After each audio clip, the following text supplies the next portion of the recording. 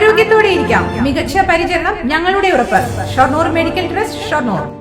വൈദ്യുതി സുരക്ഷാ പ്രശ്നങ്ങൾ കണ്ടെത്തിയ ഒറ്റപ്പാലത്തെ 32 സ്ഥാപനങ്ങൾക്ക് KECBയുടെ നോട്ടീസ്.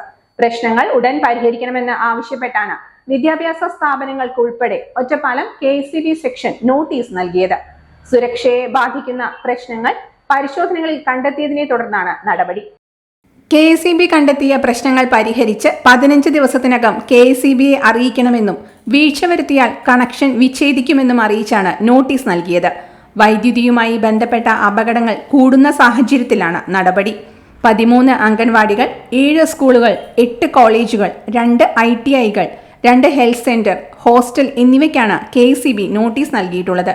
ഉപകരണങ്ങൾ എർത്ത് ചെയ്യാത്തതിന് പുറമെ വയറിംഗിലെ പഴക്കം, ബ്രേക്കറുകൾ ഉൾപ്പെട്ട ELCB ബോർഡ് സ്ഥാപിക്കാത്തത്, ഈ ബോർഡ് മഴ നനയുന്ന രൂപത്തിൽ സ്ഥാപിച്ചത് തുടങ്ങിയ പ്രശ്നങ്ങളാണ് KECB കണ്ടെത്തിയത്.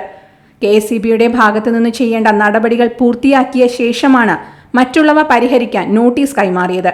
അംഗൻവാടികൾ ഉൾപ്പെടെ വിദ്യാഭ്യാസ സ്ഥാപനങ്ങളുള്ളത് ഗുരുതരമായാണ് KECB കാണുന്നത്.